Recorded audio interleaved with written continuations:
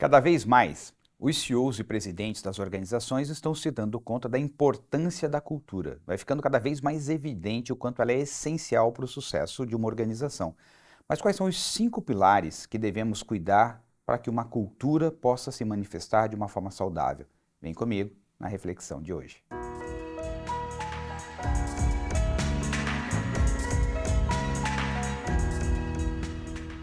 Peter Drucker, o pai da administração moderna, costumava dizer: a cultura come a estratégia no café da manhã.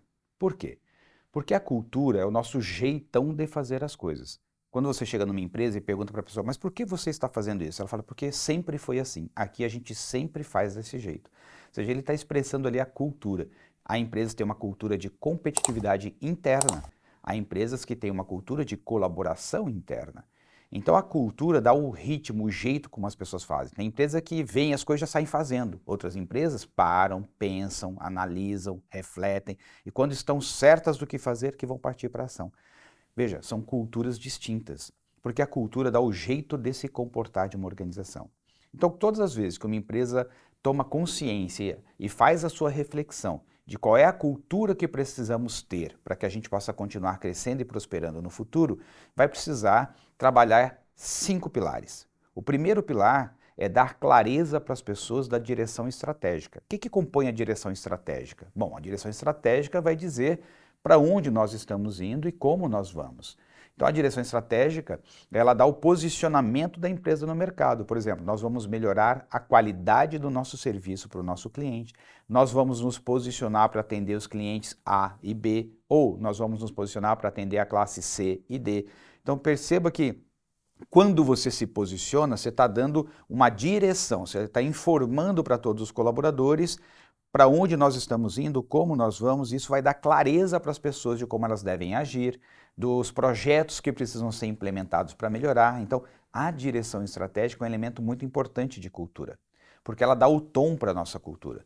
Quem vai dizer qual é a direção estratégica, Gilberto? O contexto. Né? O contexto é que vai determinar. O que eu estou querendo dizer aqui é que, seja lá qual for a direção estratégica, ela precisa ser comunicada de forma didática para todas as pessoas, porque ela influenciará na cultura organizacional. Se a nossa direção é dar um passo para trás agora para poder dar 2 para frente, ou se a nossa direção é acelerar, ou se a nossa direção é desacelerar um pouco, veja que isso é importante que todos saibam por que estamos fazendo isso.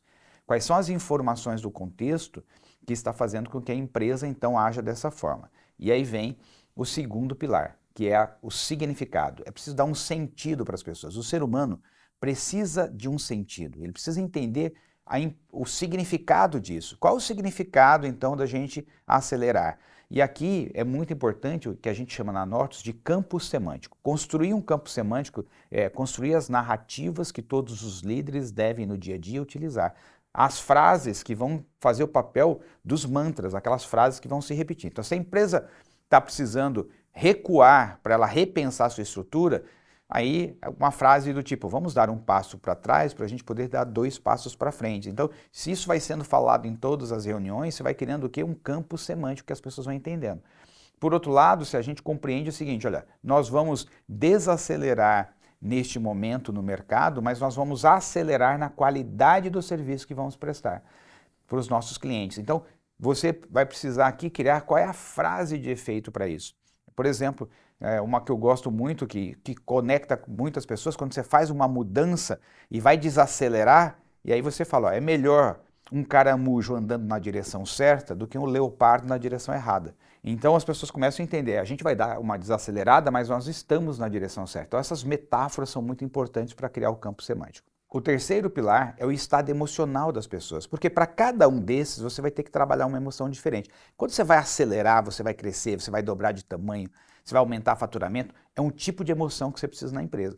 Quando você está freando para repensar e reestruturar, é outro tipo de emoção. E quando você está dando um passo atrás para se organizar, então você precisa criar um outro tipo de emoção. E onde que a gente cria essas emoções? Nos rituais. E o que é um ritual, Gilberto? São as reuniões, é a forma como a gente conduz as reuniões, são as imagens que a gente utiliza nos slides, são as palavras que a gente começa a falar todos os dias durante as reuniões para as pessoas irem criando as imagens na sua mente. Isso vai criando um ambiente que cria as emoções nas pessoas, e é muito importante a gente ter essa ideia. Qual é o estado emocional que eu preciso que as pessoas tenham? Como é que eu quero que elas se sintam? Por quê? Porque a forma como elas se sentem determina como elas pensam e o comportamento, que é o quarto pilar, ou seja, o comportamento das pessoas.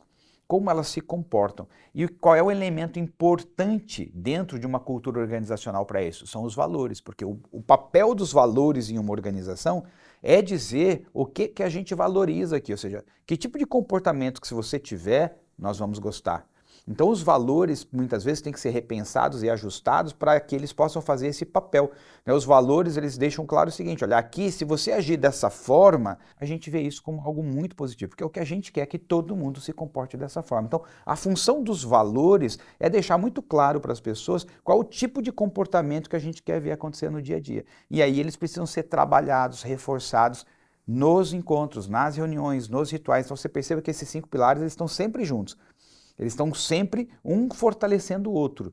E o último pilar, o quinto e último pilar, é a celebração dos resultados. Então, nós estamos dando um passo atrás para reorganizar. Começamos a reorganizar algumas estruturas, a coisa começou a melhorar, então aqui a gente celebra. Mesmo uma empresa que entrou em RJ, recuperação judicial, e que tem que dar um passo atrás em muitas coisas, em muitos projetos, repensar muita coisa, na medida que você começa a ver o seguinte, olha, a gente deu esse passo atrás, mas aqui já começou a fazer uma melhoria, aqui nós conseguimos ajustar com isso, desafogou lá no caixa da empresa, a gente precisa celebrar.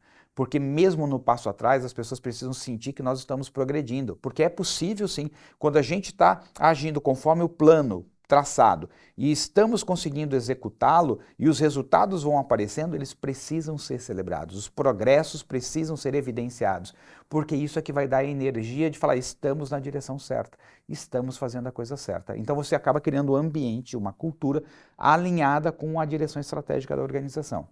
Não estou querendo dizer que seja uma coisa simples de fazer. Você já deve ter percebido a complexidade que é organizar tudo isso numa organização. Por isso que quando a gente entra numa empresa, né, quando a Nortus entra para prestar uma assessoria de transformação cultural, a gente leva de 3 a 5 anos, porque são muitas coisas a serem organizadas. E quanto maior a empresa, está mais próximo dos 5 anos. Quanto menor a empresa, se consegue fazer relativamente mais rápido. Mas, em essência, todos esses elementos precisam ser pensados adequadamente. Eles precisam ser muito bem analisados para que a gente tenha coerência e uma sinergia entre eles, porque eles precisam estar atuando juntos a todo momento. Por isso que é muito estratégico que o CEO, o presidente, a diretoria, pare para pensar a cultura, porque isso vai influenciar em como as pessoas se sentem, em como as pessoas se comportam e nos resultados que elas vão produzir. Quarta-feira que vem, te espero aqui com uma nova reflexão. Um grande abraço e até lá. Tchau, tchau.